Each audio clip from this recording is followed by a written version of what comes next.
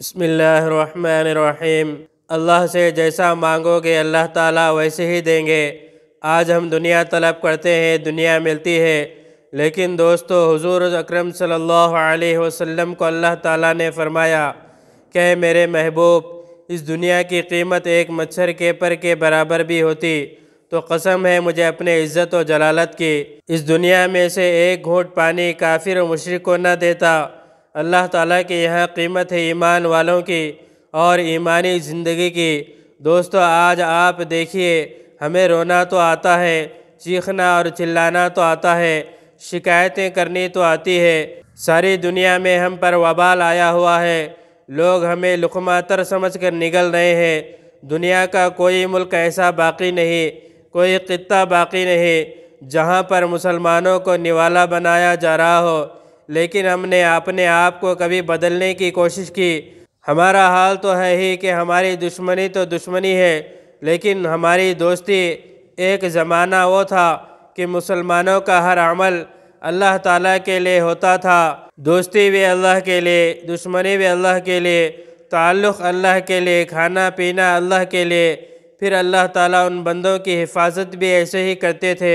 دوستو ضرورت ہے یہ اپنے آپ کو قرآن سے وابستہ کر لیں اور اپنی زندگیوں کو قرآن مقدس کے سانچے میں ڈھال لیں، اور ہم اپنی آنے والی نسلوں کو بتا دیں کہ ہم اللہ تعالیٰ کے بندے ہیں، اور ایسے بندے ہیں کہ جن کو اللہ تعالیٰ محبوب رکھتا ہے۔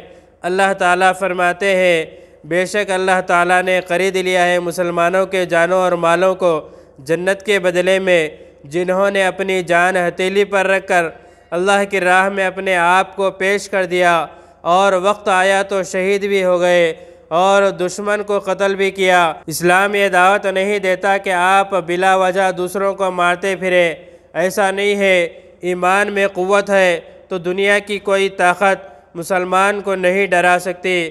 ابو بکر قطانی رحمۃ اللہ علیہ بزرگ تھے، کوئی صحابہ ملنے کے لیے گئے تو ان کی بیوی نے کہا، ابو بکر قطانی تو جنگل میں گئے ہیں، ابھی لکڑیاں چن کر لائیں گے۔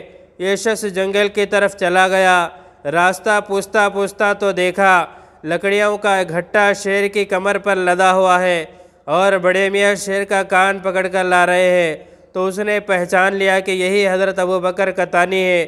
کہا کہ حضرت، شیر آپ کے تابع ہو گیا، آپ اس سے ڈرتے نہیں؟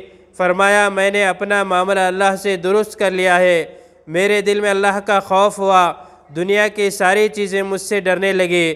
دوستو ہمیں اپنی زندگی بدلنے کی ضرورت ہے، ہم حقیقت سے کبھی منہ نہیں موڑ سکتے۔